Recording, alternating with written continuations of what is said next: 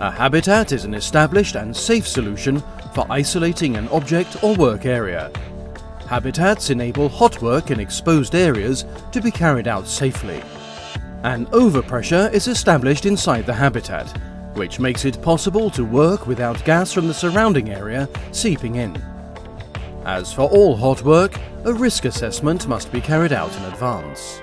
The use of a habitat requires a dedicated habitat safety guard who has the important task of monitoring the worksite. Planning and risk assessment in connection with the construction of the habitat shall meet a number of HSE requirements.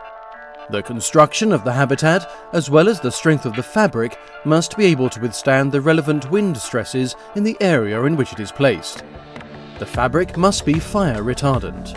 Escape routes shall be adapted and labelled for safe evacuation. The habitat must be equipped with ignition source control, so that the electrical supply to tools and equipment is shut off if gas is detected. The habitat shall be operated and maintained by personnel who have the necessary competence.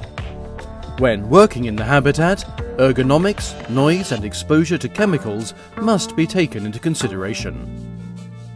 Working Together for Safety has prepared a recommendation regarding the use of habitats as an ignition source control measure. You can find more information about the various HSE requirements in this document. The rest of this animation presents a summary of the recommendation, which focuses on the safe use of habitats.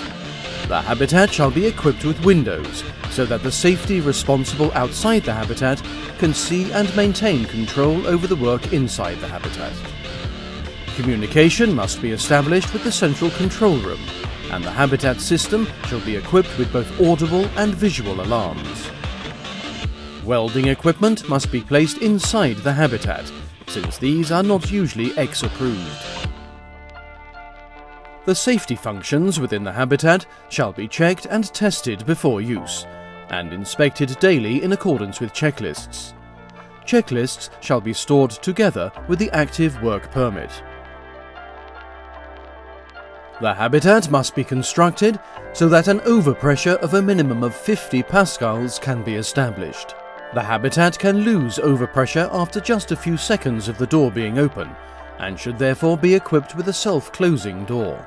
The fan or compressor should be placed in a safe area to ensure that no flammable gases are pulled into the habitat and air supply system.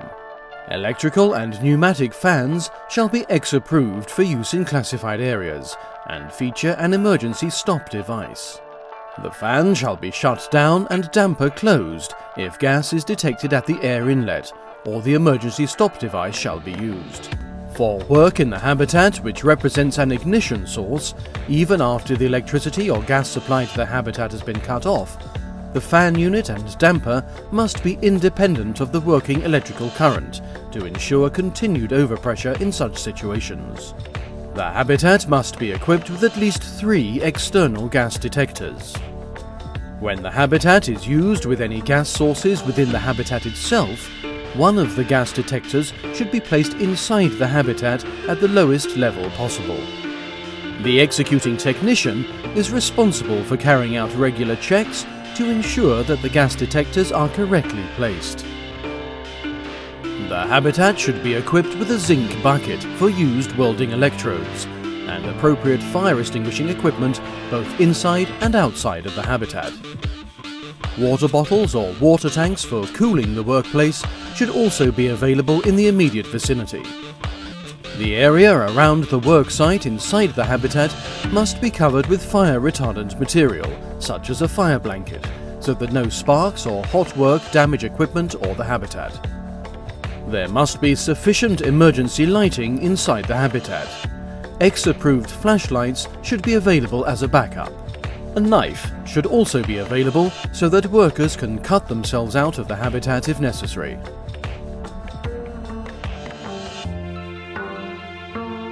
When the habitat is not used for an extended period of time, it should be opened to allow air to flow through.